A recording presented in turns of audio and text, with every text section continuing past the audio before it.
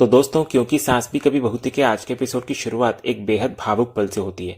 अपनी माँ तुलसी को सामने देखकर अंगद के सब्र का बांध टूट जाता है और वो फूट फूट कर रोने लगता है। माँ बेटे का ये मिलन आंसुओं से भरा होता है, जहां तुलसी उसको गले लगाकर सांत्वना देती है। इधर अंगद भारी मन से शिकायत करता है कि कैसे वो उनके बिना टूट गया था और उन्हें इतना बड़ा कदम उठाने से पहले एक बार सोचना चाहिए था। वो बताने लगता है कि माँ के बिना उसका जीवन जैसे थमसा गया था। तो जवाब में तुलसी उसको समझाती है कि खुद को बचाने और पहचानने के लिए उसका दूर जाना मजबूरी था, वरना वो खत्म हो जाती। फिर वो अपने बेटे से माफी मांगती है और अंगद झुककर उनके पैर छूता है। इसके बाद माहौल थोड़ा हल्का होता है। तुलसी मजाक करते हुए कहती है कि रोते हुए अंगद बिल्कुल गुब्बारे जैसा गोलू मोलू लगता है। वो हंसते हुए पूछती है कि उसके पोता पोती अंगद की तरह सेहतमंद क्यों नहीं है, वे तो बिल्कुल अपनी माँ वृंदा की तरह दुबले पतले हैं। इस पर अंगद हंसकर जवाब देता है कि घर का सारा खाना वही खा जाता है। तभी इतने में अंगद बच्चों अक्षय और माधवी को बाहर बुलाता है। बच्चे अपने पिता को रोता देख परेशान हो जाते हैं। नन्ही माधवी तोतली जुबान में पूछती है कि बाबा को किसने मारा, जिस पर तुलसी प्यार से कहती है कि उसने मारा। इधर अक्षय तुलसी को पहचान लेता है कि ये वही आंटी है जो मंदिर में मिली थी। तो तुलसी उसको सुधारते हुए कहती है कि वो आंटी नहीं बल्कि उनकी बा है। इसके बाद एक प्यारा सा दृश्य देखने को मिलता है, जहां तुलसी अक्षय से गुजराती में और नन्ही माधवी से मराठी में बात करती है और उनको भरोसा दिलाती है कि वो सच में उनकी दादी और आजी है। तो अंत में वृंदा तुलसी को घर के अंदर चलने का आग्रह करती है। तो तुलसी इधर छोटी माधवी से परमिशन मांगती है और बच्चों को प्यार करते हुए घर में कदम रखती है। एपिसोड के दूसरे हिस्से में एक बड़ा षड्यंत्र सामने आता है, जहां रणविजय फोन पर शालिनी से बात कर रहा होता है और खुलासा करता है कि वो विरानी ग्रुप ऑफ इंडस्ट्रीज के सारे शेयर्स अपने नाम करके मालिक बनने की साजिश रच रहा है।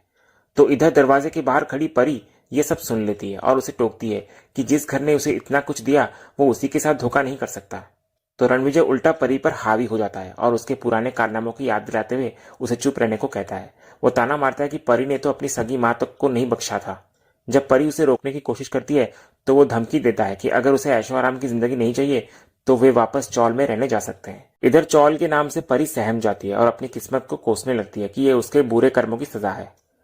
इसके बाद रणविजय की बेशर्मी की हद तब पार हो जाती है जब परी शालिनी के बारे में पूछती है।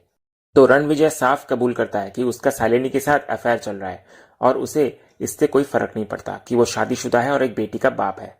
तो इधर परी के चिल्लाने पर वो उसे मारने के लिए हाथ उठाता ही है कि अचानक उसकी नजर गायत्री पर पड़ जाती है। तो रणविजय तुरंत पैंतरा बदलते हुए एक नाटक करता है कि उसे एग्जीबिशन के लिए देर हो रही है और बड़े प्यार से परी को खाना खाने का बोलकर वहां से खिसक लेता है। इधर दूसरी तरफ गायत्री को देखते ही परी अपने आंसू पोंछकर सब कुछ सामान्य दिखाने की कोशिश करती है, लेकिन गायत्री की अनुभवी नजरों से कुछ नहीं छिपता। गायत्री सीधा पूछ लेती है कि क्या रणविजय उस पर हाथ उठा रहा था। तो परी घबराकर बात को घुमाने की कोशिश करती है और साफ झूठ बोल देती है कि रणविजय ऐसा कभी नहीं कर सकता। फिर वो इसे पति पत्नी का निजी मामला बताकर गायत्री को बीच में न पड़ने के लिए कहती है। तो गायत्री इधर समझ जाती है कि परी झूठ बोल रही है।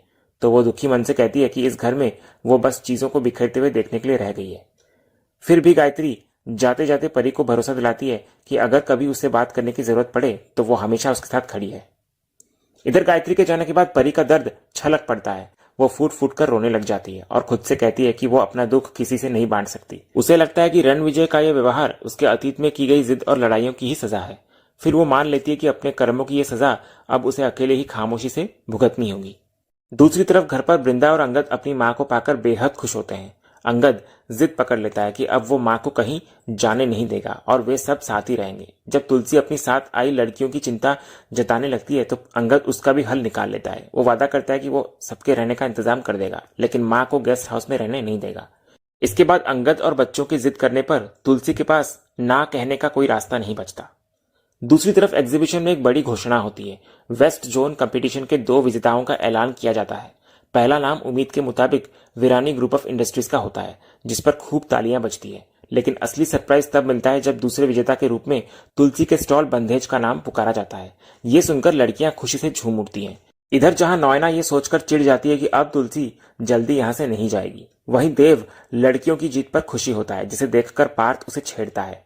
इधर दूसरी तरफ जीत के जश्न में लड़कियां तुलसी के इर्द गिर्द नाचने लगती हैं। तभी तुलसी उनको मिठाई खिलाकर समझाती है कि यह उनकी अपनी मेहनत और हुनर की जीत है। जब एक लड़की डरते हुए कहती है कि उनका मुकाबला विशाल विरानी इंडस्ट्रीज से है, तो विरानी नाम सुनकर तुलसी एक पल के लिए सहम जाती है और खामोश हो जाती है। हालांकि वो जल्दी खुद को संभालती है और लड़कियों को गुरु मंत्र देती है। वो समझाती है कि उनका मुकाबला किसी और से नहीं बल्कि खुद से है। उनका मकसद सिर्फ जीतना नहीं बल्कि अपनी संस्कृति और नारी शक्ति को दुनिया के सामने साबित करना है। फिर अंत में अंगद का फोन आता है कि उसने सबके रहने का इंतजाम कर दिया है। तो तुलसी फोन रखने के बाद लड़कियों को सामान पैक करने का आदेश देती है। जब लड़कियां पूछती है कि वो कहाँ जा रहे हैं तो तुलसी सस्पेंस बरकरार रखते हुए बस इतना कहती है कि वो जल्दी बताएगी। दूसरे सीन की शुरुआत में नयना का गुस्सा 7वें आसमान पर होता है। वो फोन पर सुचित्रा को खरी खोटी सुना रही होती है कि घर पर ना वो है और ना ही मिताली। 11 बज चुके हैं और नयना चिढ़ते हुए कहती है कि उसने नैनी का काम नहीं संभाला है कि वो एग्जीबिशन के काम के साथ साथ टिम्सी को भी संभाले। तो सुचित्रा की यह दलील देने पर कि बच्ची उसकी भी कुछ लगती है तो नयना साफ कह देती है कि यह जिम्मेदारी उसकी नहीं है और सुचित्रा को वापस आने को कहती है। तभी पीछे से मिहिर आता है और गीता का हवाला देते हुए कर्म के बारे में सुनाता है नयना को। वह कहता है कि इंसान जैसा बोता है वैसा ही काटता है। जब नयना पूछती है कि वो उसे क्यों सुना रहा है तो मिहिर तंज कसते हुए कहता है कि वो तो अपने गुनाहों की बात कर रहा है। वो कहता है कि उसकी गलतियों की सजा उसका बेटा ऋतिक मिताली से शादी करके भुगत रहा है और नयना के कर्मों की सजा मिताली ऋतिक के साथ रहकर काट रही है। इधर मिहिर फिर घर की वीरान हालत पर गहरा दुख जताने लगता है। वो कहता है कि यह घर अब घर नहीं बल्कि एक बेजान मकान बनकर रह गया है। वो याद दिलाता है कि कैसे पहले डाइनिंग टेबल पर सब साथ खाना खाते थे, लेकिन 6 साल पहले जब से इस घर की आत्मा गई है यहाँ सिर्फ सन्नाटा है। इसके बाद अंत में मिहिर नयना को एग्जीबिशन में वेस्ट जोन में सिलेक्ट होने की बधाई देता है। जब नयना इसे सबकी जीत बताती है तो मिहिर उसे टोक देता है। वो रूखेपन से कहता है कि यह कंपनी और घर अब नयना का है, वो तो यहाँ होकर भी मौजूद नहीं है। इतना कहकर मिहिर वहां से चला जाता है। दूसरे सीन में तुलसी अपनी पूरी टीम के साथ अंगद और वृंदा के चौल वाले घर में शिफ्ट होती है। यह नजारा देखकर सुप्रिया और मालती दोनों हैरान रह जाती हैं। इधर मालती तंज कसती है कि महलों की रानी तुलसी वीरानी 6 साल के बाद अपना सामान लेकर चौल में आ गई रहने के लिए, तो शायद अब ये वीरानी चौल बन जाएगा। फिर वे दोनों इस बात की तह तक जाने का फैसला करती है कि तुलसी अचानक कैसे आ गई। इधर दूसरी तरफ वैष्णवी तुलसी से पूछती है कि यह घर किसका है, तो तुलसी कहती है कि यह घर उसके बेटे और बहू का है। तो यह सुनकर वैष्णवी तुलसी से सवाल करती है कि उन्होंने कभी मुंबई में अपने परिवार के बारे में क्यों नहीं बताया। तो तुलसी इधर बड़ी होशियारी से एक कहानी गढ़ देती है। वो कहती है कि बेटे की शादी के बाद वो जिम्मेदारियों से मुक्त होकर खुद को वक्त देना चाहती थी, इसलिए अंजार चली गई। वो समझाती है कि अगर वो यहाँ परिवार में उलझी रहती तो बंधेज कभी शुरू नहीं हो पाता। फिर वो लड़कियों को समझाती है कि उनका ध्यान अभी सिर्फ कंपटीशन पर होना चाहिए। इधर जब सब लोग अंदर चले जाते हैं तो अंगद अपनी माँ से झूठ बोलने की असली वजह पूछता है। तब तुलसी बताती है कि वो अपने अतीत और घर के कलेश बताकर लड़कियों के सामने परिवार की इज्जत नहीं उछालना चाहती।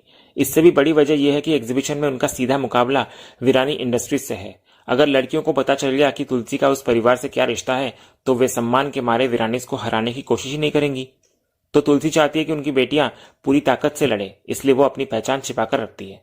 और इसी सस्पेंस वाले सीन के साथ आज का ये एपिसोड यहीं खत्म होता है। तो दोस्तों, आज का ये वीडियो आपको कैसा लगा कमेंट के माध्यम से हमें जरूर कहिएगा और कमेंट में हाइप करना भी मत भूलिएगा और वीडियो को लाइक शेयर सब्सक्राइब करना भी मत भूलिएगा ताकि ऐसे ही रोज लेटेस्ट एपिसोड के अपडेट्स आप हमारे इस चैनल पर पा सकें। तो मिलते हैं हम एक नया एपिसोड के रिव्यू में, तब तक के लिए नमस्कार।